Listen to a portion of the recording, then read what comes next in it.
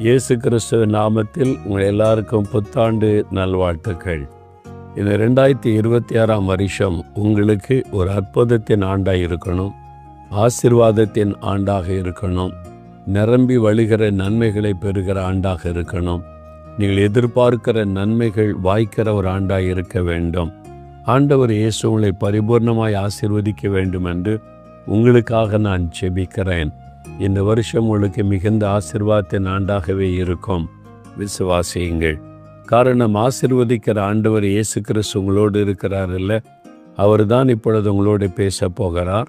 இந்த புது வருஷத்திற்கு ஆண்டவர் வைத்திருக்கிற வாக்குத்தத்தம் என்ன? அந்த வாக்குத்தத்தத்தின் ஆசீர்வாதங்கள் என்ன? அதை எப்படி பெற்றுக்கொள்ளுவது? ஒவ்வொரு வருஷமும் நாம் இயேசுடிக்கிறார் ஊழியத்தோடு தொடர்புடைய, எதற்காக ஜெபிக்கிற, கொடுக்கிற, ஊழியத்தில் இணைந்து நிற்கிற, ஊழியத்தோடு ஐக்கியப்படுகிற எல்லாருக்காக ஜெபம் பண்ணி அவர்களுக்கென்று ஒரு வாக்குத்தத்தத்தை ஆண்டவரிடத்தில் கேட்டு பெற்றுக்கொள்ளுவது, அந்த வாக்குத்தத்தத்தை சொல்லி உற்சாகப்படுத்தி அவர்களுக்காக ஜெபிப்பது. அதே மாதிரியே கர்த்தர் ஆசீர்வதிக்கிறதை நான் பார்த்திருக்கிறேன். ஜனங்களும் அதை அனுபவிக்கிறாங்க. கடந்த வருஷத்துக்கு ஆண்டவர் சொன்னார், நான் உன்னிடத்தில் வந்து உன்னை ஆசீர்வதிப்பேன் என்று. அநேகருடைய வாழ்க்கையில் இயேசு பிரத்யட்சமாய் வந்து சந்தித்து, வீடுகளுக்குள்ளே சந்தித்து அற்புதங்களை செய்த சாட்சிகளை நான் அறிந்தபோது ஆண்டவரை துதிக்கிறேன். இந்த வாக்குத்தத்தம் எனக்குரியது என்று விசுவாசித்து நீங்கள் ஜெபித்தால் அந்த வாக்குத்தத்தத்தின் ஆசீர்வாதத்தை பெற்றுக்கொள்ள முடியும்.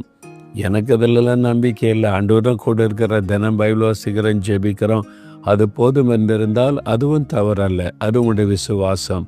நீங்கள் விசுவாசித்தபடி தான் ஆண்டவர் உங்களை ஆசீர்வதிப்பார்.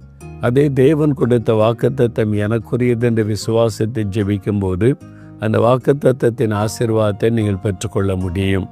சரி, இந்த ஆண்டுக்கு என்ன ஆண்டவர் வாக்கு வைத்திருக்கிறார் அப்படின்னு சொன்னீங்கன்னா, பரிசுத்த மத்தேயு எழுதின சுவிசேஷம் 7ஆம் அதிகாரம் 7வது வசனம். மத்தேயு 7:7 கேளு கேளு அப்படின்னு ஒரு வார்த்தை சொல்லுவாங்க.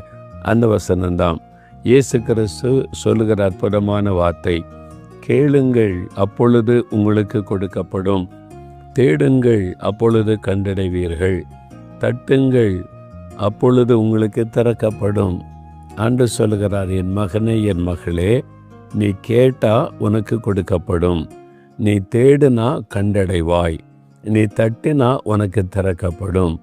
அப்போது ஆண்டவர் உங்களுக்கான ஆசீர்வாதத்தை தன் கரத்தில் வைத்து ஆயத்தமாக இருக்கிறார். நீங்கள் செய்ய வேண்டியதை செய்தீங்கன்னா ஆண்டவருடைய ஆசீர்வாதத்தை தாராளமாய், ஏராளமாய், நிரம்பி வழிகிறபடி